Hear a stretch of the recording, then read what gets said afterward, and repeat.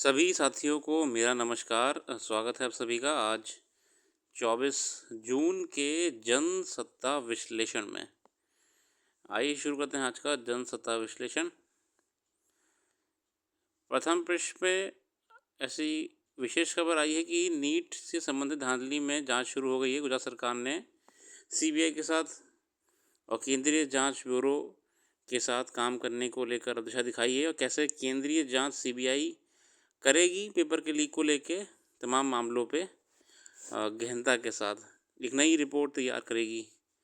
और आज 18वीं लोकसभा का पहला सत्र होगा।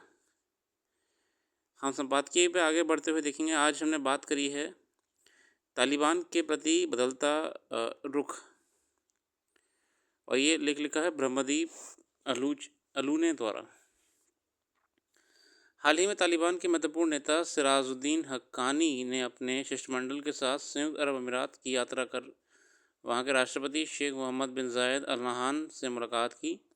संयुक्त अरब अमीरात ने अफगानिस्तान ने पुनर्निर्माण के सहयोग करने का भरोसा दिया है। सिराजुद्दीन हक्कानी को अमेरिका आतंकी मानता है और उनके बारे में किसी भी तरह का जानकारी उपलब्ध कराने पर उसने $1 करोड़ तक का इनाम घोषित रख रखा है। संयुक्त अरब अमीरात अमेरिका का अरब दुनिया में महत्वपूर्ण आर्थिक और सामरिक साझेदार है। हक्कानी की यात्रा गुपचुप भी नहीं हुई, इसलिए इसका संदेश साफ ही है कि अमेरिका भी तालिबान के साथ सहयोग बढ़ाने पर विचार कर रहा है। असल में जो हक्कानी साहब हैं ये रजिस्टर्ड टेररिस्ट हैं यूएसए की नज़रों में, मगर जिस तरीके से ये यूएई में खुलेआम एक यूएई के राष्ट्राध्यक्ष से मुलाकात करें, मीटिंग करे हैं और डेवलपमेंट को लेके पॉजिटिव चीज़ें डिस्कस करी हैं और यूएसए ने इस पर कोई भी ऑब्जेक्शन रेज नहीं करा, इसका मतलब कि यूएसए की भी अफ़गानिस्तान को लेके कुछ डिप्लोमेसी चेंज हुई है, वरना यूएसए तो हल्ला कर देता। ठीक है ना। ये नाम ही आतंकी है यूएसए का। अफ़गानिस्तान के साथ चीन के आर्थिक और सुरक्षा संबंधी हित जुड़े हुए हैं। अमेरिका का तालिबान सरकार के प्रति कठोर रवैया चीन को लगातार मजबूत कर रहा है। अच्छा, दिक्कत ये है कि अमेरिका भी इसमें कुछ नहीं करे, क्योंकि चाइना भी बहुत एंटर कर चुका है अफ़गानिस्तान में चाइना बहुत एक्टिविटीज़ कर रहा है डेली बेसिस पे। तो शायद अमेरिका को भी लग रहा है कि ज़्यादा पंगा लेने की ज़रूरत नहीं है, दोस्ती का हाथ बढ़ा के चलो, है ना, may be.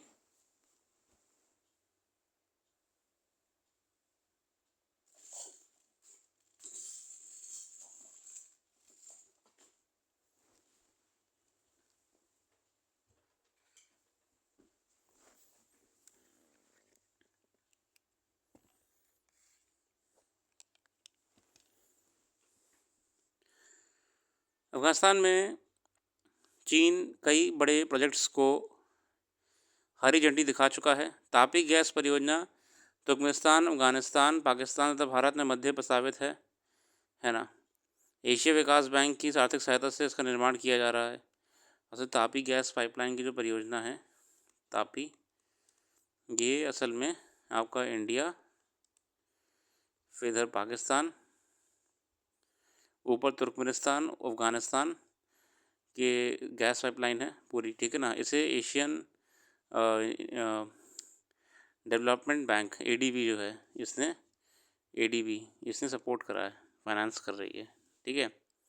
America Madhya Asia में एक सैन्य उपस्थिति भी स्थापित करना चाहता है।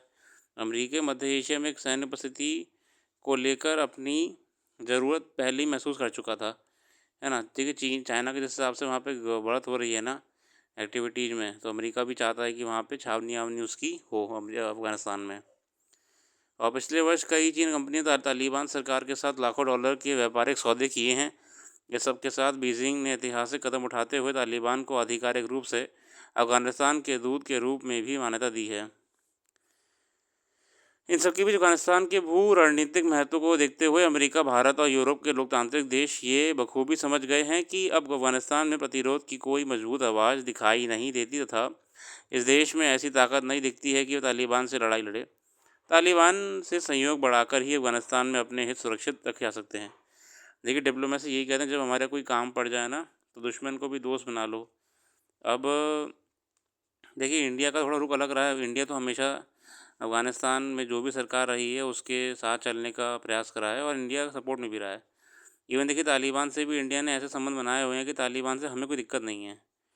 ठीक है, अभी फ़िलहाल तो। और अब यूएसए भी तालिबान से संबंध बनाना चाह रहा है, क्योंकि अफ़गानिस्तान पे इतना बड़ा क्षेत्र खाली पड़ा है जिसका इस्तेमाल चाइना करने में इंटरेस्टेड है। चाइना ने अपने one belt one road initiative और फिर आपका बंदरगाह, ग्वादर बंदरगाह खासकर से लेकर यहाँ पे ट्रेड वगैरह को बढ़ाने का प्रयास करा। सॉरी, ग्वादर पाकिस्तान में है और शाहबार वो है अफ़गानिस्तान में। सॉरी, ठीक है। तो डिप्लोमेसी इसे ही कहते हैं, समय आते जो सही लगे उस पे अमल कर लेना चाहिए। अगले लेख में आते हैं, इसमें है कानून का घेरा। पिछले कुछ दिनों से राष्ट्रीय स्तर पर कुछ महत्वपूर्ण परीक्षाओं में धांधली, प्रश्न पत्रों के बाहर आ जाने से समस्याएं हुई हैं। सरकार ने हालांकि इसको लेके कानून ले आई है, पब्लिक लोक परीक्षा कानून है, अनुचित संसाधनों का निवारण।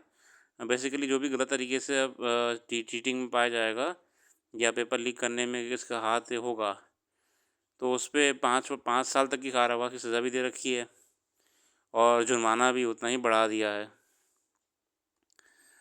तो अच्छी बात है, मगर अभी भी कानून पे काम चल रहा है, अभी से नोटिफाई हुआ है। फिर गर्मी चल रही है तो गर्मी को लेकर भी लेकर आया हुआ है सूखते जलाशय। जैसे कि हम जानते हैं कि जितने महानगर हैं और बड़े राज्य हैं वहाँ पे समस्या पानी की हो रही है।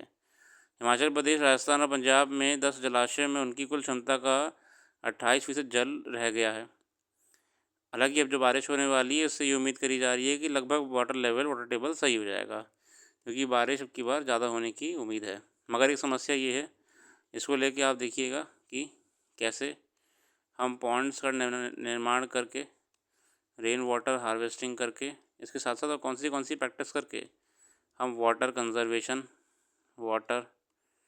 कंजर्वेशन कर सकते हैं। ठीक है, ये देखिएगा आप अब ये प्रयास करिए लिखने का कि वाटर कंजर्वेशन कैसे पॉसिबल है। वाटर कंजर्वेशन रूरल एरियाज़ में और अर्बन एरियाज़ में। ठीक है, बाकी एक बार का दिन आप खुद कर लीजिएगा। आज के लिए रखते हैं। जो भी करंट अफेयर्स यहाँ पर हमने डिस्कस नहीं करी है वो आपको हमारी वेबसाइट में मिल जाएगी। वेबसाइट का लिंक डिस्क्रिप्शन में मौजूद है। कल फिर आते हैं एक नई वीडियो के साथ। अपना कीमती समय देने के लिए बहुत बहुत धन्यवाद। आपका दिन शुभ हो।